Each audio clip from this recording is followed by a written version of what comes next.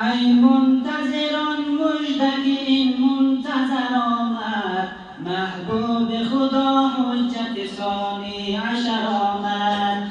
ای منتظران مژده که این منتظر آمد، محبوب خدا حجت ثانی عشر آمد.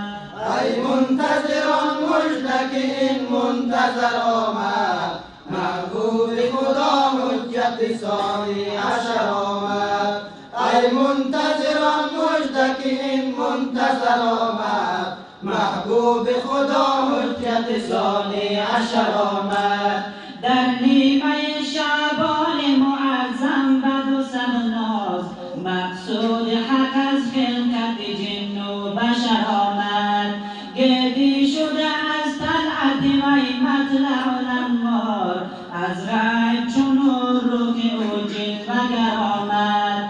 ای منتظران مژده که این منتظر آمد، محبوب خدا حجت ثانی عشر آمد. ای منتظران مژده که این منتظر آمد، محبوب خدا حجت ثانی عشر آمد. نرجیس به خود از شهر ببالد بد عالم، چون مادر فرخنده بر این مه پسر آمد. تا گشت مسمای به نرجس گل نرگس، مطلوب و معرض بر صاحب نظر آمد. ای منتظران مژده که این منتظر آمد، محبوب خدا حجت ثانی عشر آمد. ای منتظران مژده که این منتظر آمد، محبوب خدا حجت ثانی عشر آمد. از ملک حدوث او ز قدیم چون که قدم زد، آواز ایجاد حق از عرش برآمد. حق گشت عیان دوره باطل سپری شد، ایام جفا و ستم و ظلم سر آمد. ای منتظران مژده که این منتظر آمد، محبوب خدا حجت ثانی عشر آمد. ای منتظران مژده که این منتظر آمد، محبوب خدا حجت ثانی عشر آمد.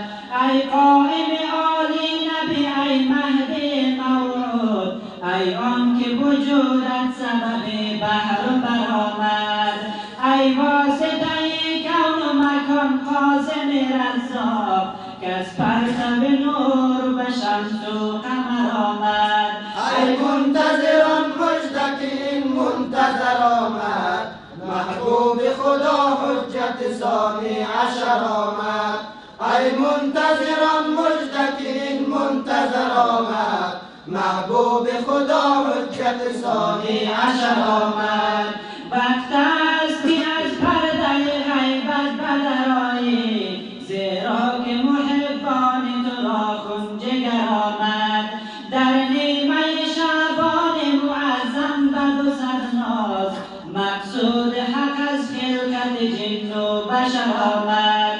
ای منتظران مژده که این منتظر آمد، محبوب خدا حجت ثانی عشر آمد.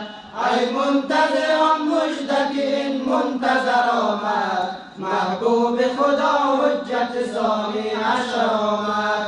ای منتظران مژده که این منتظر آمد، محبوب خدا حجت ثانی عشر آمد.